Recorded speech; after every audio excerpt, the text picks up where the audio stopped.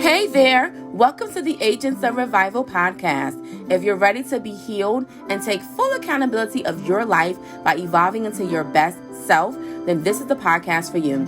I am your host, Andrea Griffin Rogers, and I'll share with you winning steps as well as personal tips and anecdotes on how to go from brokenness to wholeness and from scattered pieces to inner peace. So come on in and join me on this healing journey, and let's become whole together. Enjoy it. Hey, what's up, guys? How are you today? Let's get into this message. I hope that you are feeling good to receive this message today, because we're going to talk about it. We're going to talk about something that I think needs to be discussed, especially in the times that we live in, where people are just lashing out and they're acting out, and it seems that the whole world's vision has become blurred to anger and rage and injustice and frustration and hatred.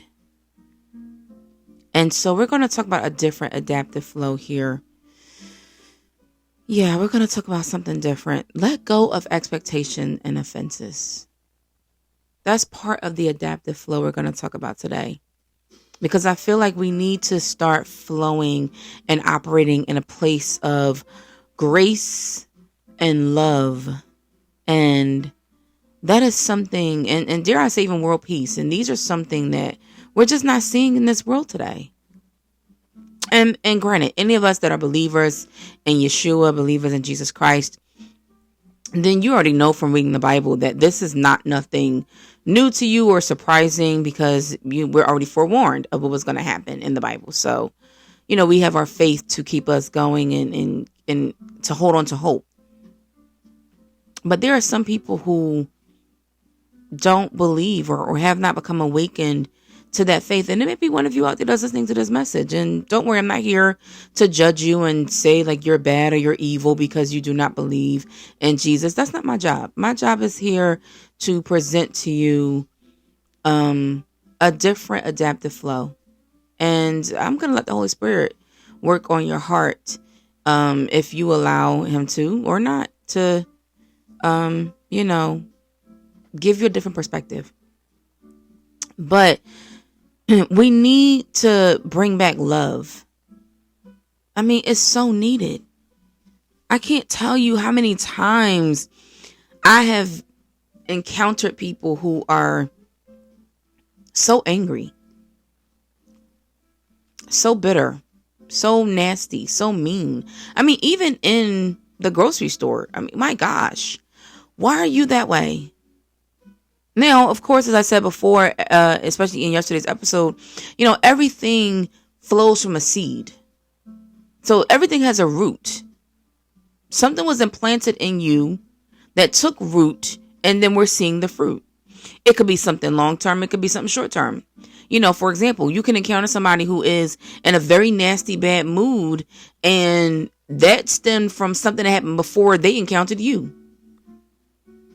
So that's something that's short term. In terms of long term, it could be something that happened to somebody years and decades ago, depending on how old they are. And they just never healed from that. And so they just continue to mask it, and they age every year, and they think they've gotten over it, but they haven't.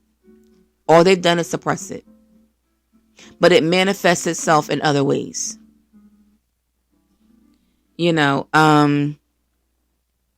And so one of the things that I've learned in my life, and I continue to learn this lesson, because I'm not going to say I've mastered it, but I've gotten a lot better at it, is something that the Holy Spirit spoke to me a few years ago. And it was through me listening to somebody else's message, but it was a message for me that I needed to receive. And it was about expectations and offenses. And what I heard God say to me was, let go of expectations and offenses quickly. It is stifling your growth. Now, that part God didn't add, but I received it as such, and I'm saying it to you. It is stifling your growth when you lead with expectations or you lead with offenses. Even if you don't enter into a conversation or a room with the expectations and offenses, if you've never healed from past expectations and past offenses that were not met, past expectations that were not met and past offenses that were not dealt with in your life, then unbeknownst to you, possibly, you are walking in unconsciously. I know people say subconscious. There's no such thing as subconscious. Unconsciously, you're walking in with this notion, this little thought that may pop into your mind of how somebody is going to react or respond or what they're going to do. Even if it's the same person that did it before, you don't know today's a new day. They may not do it to you again. You just never know. And if you're walking in with the mindset that they've done this before and they're going to do it again, then you have already canceled out grace. And what grace does is it allows people to be human. It allows us to be flawed. It allows us to make mistakes. But when your vision is blurred by the offenses that happened to you in the past or what just offended you just now or today, then you're leading with that offense. And until you clear out the clutter of that offense that is festering in your heart, until you deal with that affection, then your vision is going to continue to be blurred with every conversation, with every person you meet, with every person you encounter. Because your guard is already up, thinking, expecting that they're going to do the same thing that somebody else did. And so you gotta deal with that. And you know, for those that aren't new to this podcast, you may be saying like, this season seems so different.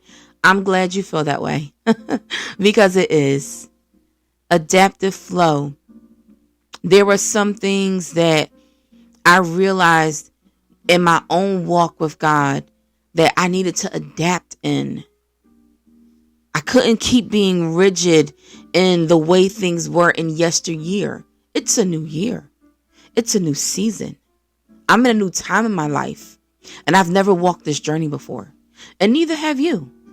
And you may have already walked into this year expecting that it's going to be like every other year, but you don't know that because you and I have never walked through the year, in the months of 2024. Yes, we may be 1 month out. Doesn't make a difference. We still have never been through March 2024 yet, and April 2024 yet, and July 2024, and October 2024. You don't know what the rest of the year has to offer. So let go of the offense that last year brought you, because that's what's tainting your view for this year, that you're expecting it to be like last year because something happened last year and you thought last year was going to go one way and you thought last year was going to be your year and it didn't go that way. And so you're expecting already that this year is going to be the same. Let it go and learn to adapt. Learn to flow in this new way, this new day, this new month, this new year. Because you don't know what it holds up ahead. This may well be your year and it may not. This may be your highlight time and it may not. This may be your best season and again, it may not. But you don't know what to expect. And even if it's not your best, it doesn't mean that it wasn't good either. And even though you may have felt like, well, before I saw some experiences in the past that weren't my best and they were horrible, doesn't mean that this time it not being your best is going to be horrible. You got to learn how to adapt in the flow of your life and the way it's moving today. Just like I said in yesterday's message of a dodgeball game. Yes, the balls may be coming one way in one direction. And the first time you played the game, it was moving so fast that you just couldn't even gather yourself. But then you got back on the field and you went another round and you realized, oh, I'm able to dodge a little bit better. I'm able to flow a little bit more freely on here because I kind of know what to expect. But then you still got knocked out again. And then you got back up and you got back in the game again. And on and on and on. One of the things that you should be identifying right now, what I'm saying is you've learned some lessons along the way that have helped you to adapt and flow differently. And so I have had to learn this lesson of how not to sweat the small stuff. Even when the big stuff come, how do you adapt? How do you flow differently when all hell is breaking loose in your life? How do you adapt and deal with something that stung and that hurt and that left a mark that you couldn't just shake off so easily? The way to adapt is not to suppress. And I feel like a lot of times people think that if the way for me to adapt and move forward is to just suppress what happened and how I feel and to move on. But all it does is it's a hidden offense that begins to fester from within.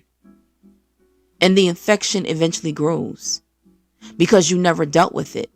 All you did was just try to hide it. But anything that is rotten, by covering it up with a blanket, is not going to take away the stench of that rotten smell. And that's what suppression does. You're putting something on top of it that seems comforting to help you move forward, but you're never dealing with what's underneath. And you're hoping that it's going to eventually go away. The only way it goes away is when you deal with it. And you can run all you want to. But even in running, you're going to still be bringing that offense everywhere you go and expecting things to be different, and they won't be because you never dealt with it. And even when you deal with it and you heal, just sidebar, it doesn't mean that you can go in expecting that things are going to be the way you want them to be. Because people are people. And so that means that there's a possibility that people are going to hurt you. There's a possibility people are going to let you down. And that has to become okay with you. It doesn't make it right. Hear ye, hear me. I'm not saying that it's right. It's good. It's justice in them hurting you or mistreating you or anything like that. No, what I'm saying is when you learn to flow with life and stop fighting against the wind that is moving you forward, when you learn to let go of these expectations and offenses quicker and quicker and quicker till you get to the point where they happen so quickly, then it no longer affects you. Therefore, it can no longer infect you. What do I mean by that? I mean that if something happens to you, when you have learned to deal with the pain and move forward, the next bad thing that happens, you're not going to suppress it and you're not going to ignore it, but you're going to allow yourself to deal with those feelings in that moment and then quickly move on and think nothing of it with the other person. You're not going to try to pay them back for what they did to you. You're not going to curse them. You're not going to even judge them cruelly or be nasty to them. You're going to still operate in a place of love. Because they were not allowed to steal your peace. Because your peace comes from within. I know this world teaches that peace is an environment. And so if you go and move to this particular environment, then you'll be in peace. If you go and feng shui your home, then you'll be in peace. No. Because you can feng shui your environment all day long and a tornado can still come. Some sort of natural disaster can still come. A thief can even still come and steal the things around you. And if that is what you've placed your peace in, then you have allowed the enemy to come and easily steal it. But your peace is within. It's something that grows in your heart. It's something that you work on developing within you. And peace comes from the Father. Peace comes from the Father. And if the Father is in your heart, God Almighty is in your heart, Jesus is in your heart, then it doesn't matter what storms are happening around you. because you have learned to adapt with the flow. I have had so many things happen to me. I've shared some of them with you on this podcast. If you've been on this journey with me since the first season, thank you for your support. But I have had so many things happen to me. Too much that I don't have time to tell it in one session. And I've had to learn to adapt. And it didn't mean that in that adaptation that my environment changed. It didn't even mean that the people around me changed. No. Because sometimes you're not able to move away. Sometimes you're not able to just leave the job. Sometimes you're not able to just divorce the family. And that can go both ways. I don't mean that just in marriage. I mean in terms of the family you were born to. Sometimes you can't just divorce them and say the hell with them. Like sometimes you just can't leave. And I know this world teaches that it's easy to just pick up and leave. No, it's not. There are times in life where God plants you and says, stay planted where I planted you. Stay grounded here and put your roots in and dig deep. And everything in you, when the dodgeballs of life come, may want to get up and uproot yourself and leave because it's difficult and it's challenging and it's stinky and it's like a horrible environment, but you don't know what that's producing out of you. Now, at the time when you're going through the trials and the turmoil and the fiery tests, it may not feel like nothing good is coming from this, but you never know. And if you uproot yourself thinking that another grass is greener on the other side, you're going to uproot yourself and get to that next patch of grass and find that the only difference between this grass and the grass you once were in is that this grass was tended to. And then sometimes you may even find that you'll uproot yourself and find that that's fake grass. It's not even real. It just looked good from the vantage point or the position that you were in. And it's not until you uprooted yourself and you move there and you realize, oh, wow, this isn't greener over here at all. It's just grass, or it's fake grass.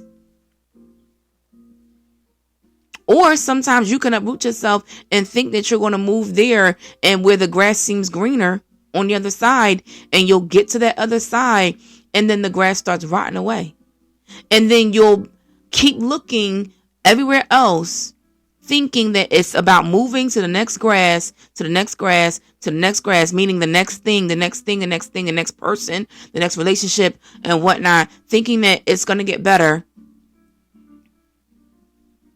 If I make my own family than the family I came from, then it's going to be better because I made family of friends over here. And so it's going to be better. And so you'll keep uprooting yourself and moving, and then realizing that you're carrying the same problems because it's hidden in the DNA of it. What do I mean by that? I mean that it's part of it is in you. And you're dragging yourself from situation to situation, thinking that it's going to be different. And then and then the expectation is that it's going to be different. And then it's not different. And then you're offended because it's not different. But it's not different because part of it had to do with you.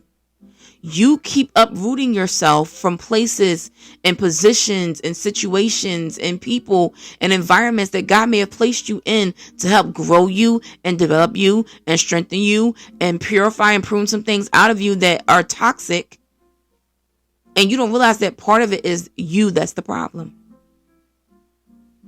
And so what I've learned in my own adaptive flow of life in terms of letting go of expectations and offenses quickly is to deal with me, because I can't change somebody else. So in order for me to keep my vision clear, in order for me to keep my heart pure, I got to deal with me.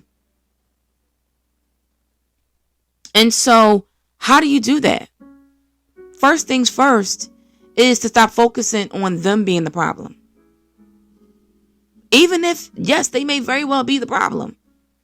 I can't deal with you because I can't change you. I can't change your heart, but I can work on me. I can work on putting up healthy boundaries for myself that are good boundaries and put them in place so that you don't cross them. But even if you do cross them, I can still work on me and my responses because I'm not expecting you to uphold my healthy boundaries. I'm not expecting you to honor what I've set in place that helps me be my best me. And so even if you don't honor it, it's not going to affect me because I was not expecting you to do it or not do it.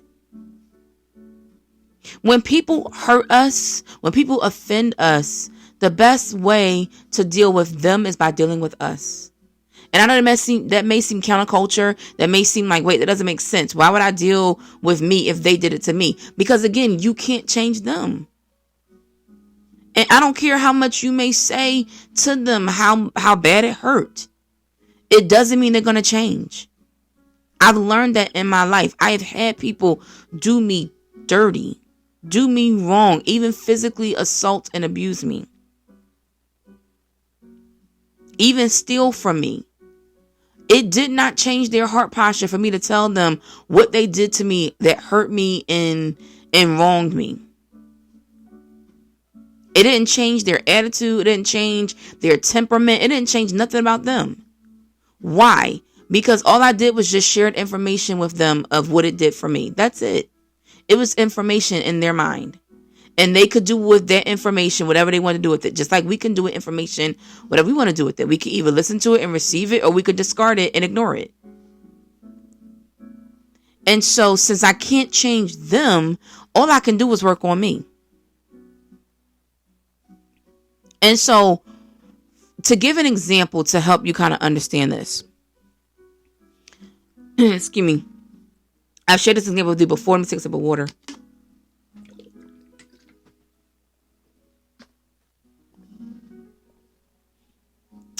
I've shared this example with you before. I've been in situations where I'll say a common one. We all have cell phones.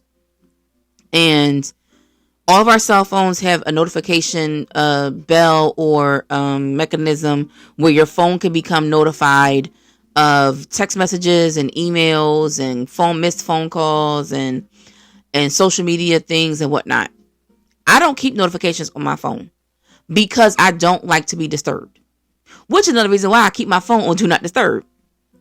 And so, one of the healthy boundaries that I've put up, because I have grown to know myself and learn what it takes for me to be at my best self in the morning, is my phone is on Do Not Disturb overnight while I sleep, and my notifications are completely off. And another healthy boundary that I've put into place for me so that I wake up with a smile on my face and starting my day off good is I let people know, do not text me with problems first thing in the morning. That is not how I like to wake up in the morning. When I wake up in the morning, I want to receive positivity. And so if you feel compelled to text me, I would say the earliest would be before 9 a.m. Because most times I'm in the gym by 5 a.m.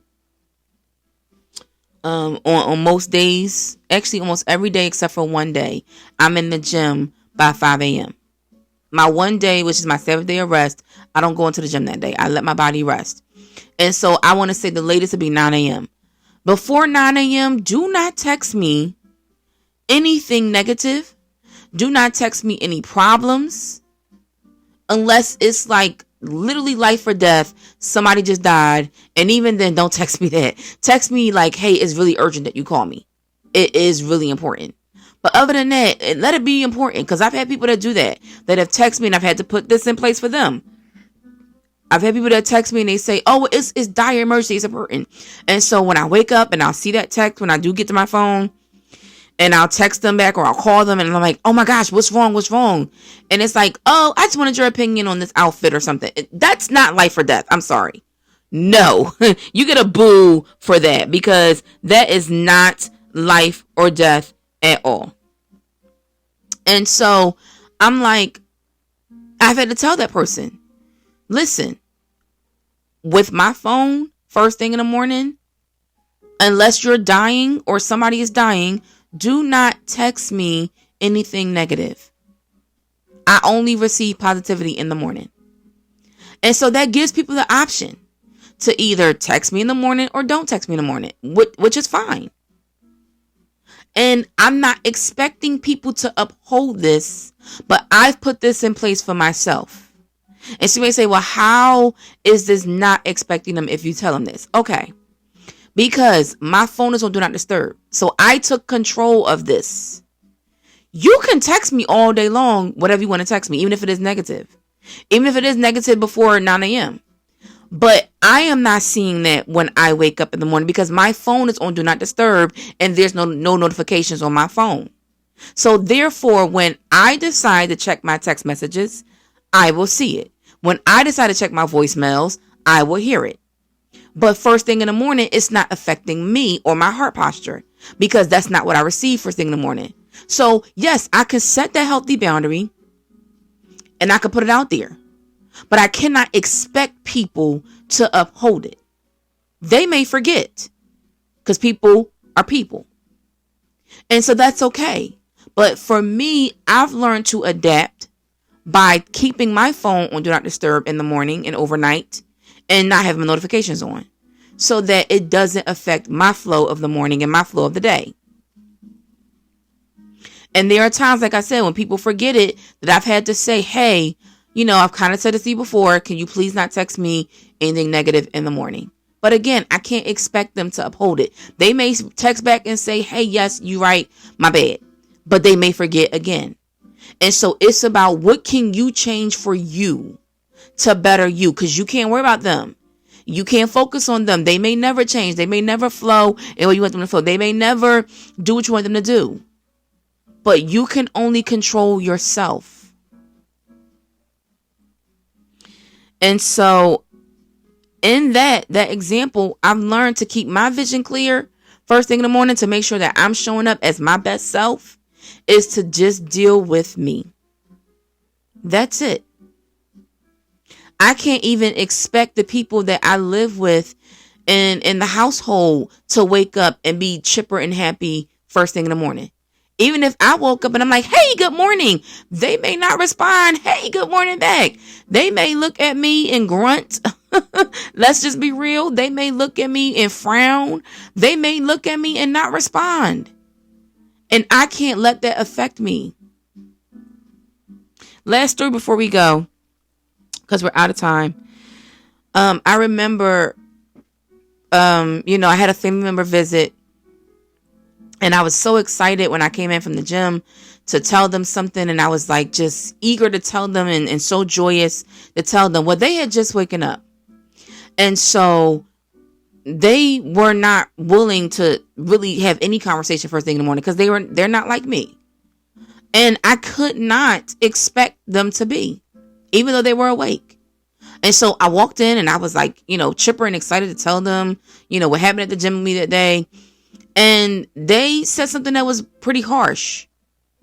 Now, granted, they were not expecting to have a conversation first thing in the morning. So their response was, I don't feel like talking in the morning. This not me. I know that's you. That's not me. Now, I was not expecting that they were going to lash out that way. But I had to learn to adapt in that moment. Now, I could sit here and be offended and get an attitude and be nasty back to them and give them the same energy that they gave me. Or I can choose to have control of my heart and my mind and stay in perfect peace. And so what I do in that moment, I took a deep breath.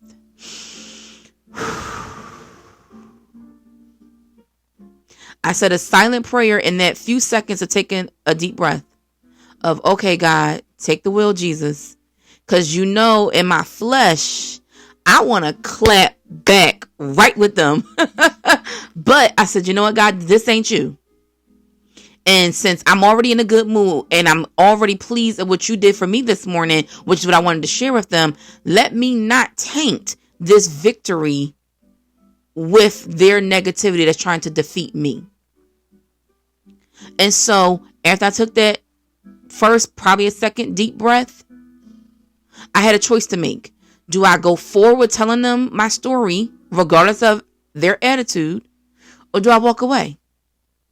Now, at first I was like, you know what? I'm going to honor what they said. They don't want to talk this morning? Fine. And I started to walk away. But because I went to God first and prayed about it in those few moments when I could have got upset, I could have got offended, I could have had an attitude, God, in a sense, dealt with their heart.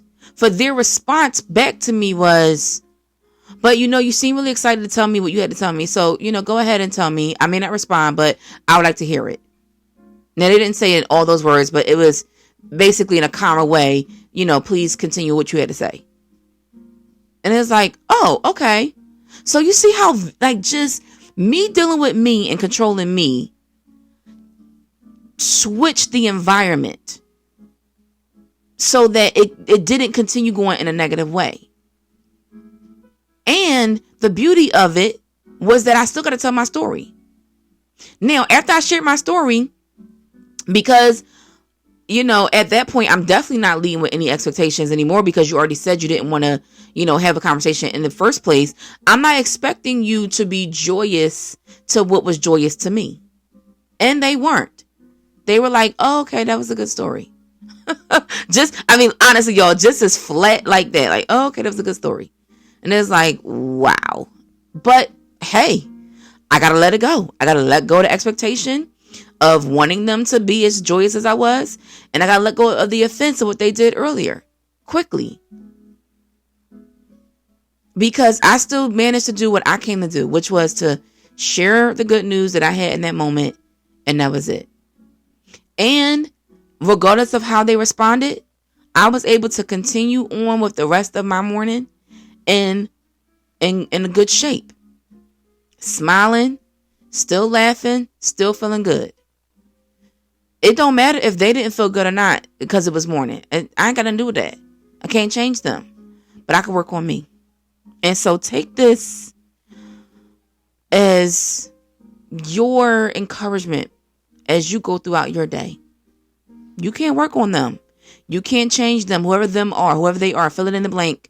Whoever came to your mind as I was talking, however they just offended you, let it go and learn to adapt.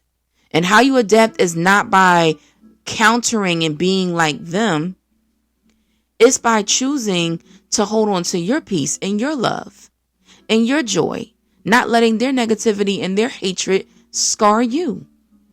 Because you can only control you. You can't control them. I feel encouraged to share this last text, this scripture with you before I wrap it up, because I think it kind of sums up what I was just saying. It's from the book of Matthew, chapter 5, verse 38, reads as such: "You have heard the law that says the punishment must match the injury, an eye for an eye, and a tooth for a tooth. But I say, do not resist an evil person. If someone slaps you on the right cheek, offer the other cheek also. If you are sued in court and your shirt is taken from you, give your coat as well. If a soldier demands that you carry his gear for a mile, carry it 2 miles. Give to those who ask, and don't turn away from those who want to borrow. You have heard the law that says, love your neighbor and hate your enemy. But I say, love your enemies. Pray for those who persecute you. In that way, you will be acting as true children of your Father in heaven. For he has given his sunlight to both the evil and the good, and he sends rain on the just and the unjust alike. If you love only those who love you, what reward is that is there for that? Even corrupt tax collectors do that much. If you are kind only to your friends, how are you different from anyone else? Even pagans or non-believers do that. But you are to be perfect, even as your Father in heaven is perfect.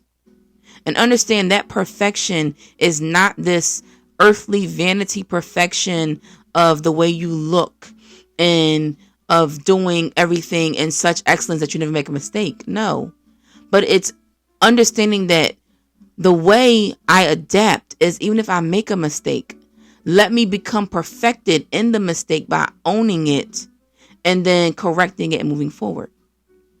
Because even in what this text just said, You may have moments where you want to get angry. You may have moments where you feel like you want to hate your enemy, or you want to, come against or persecute those who persecuted you. I've had those. Trust me, I get it.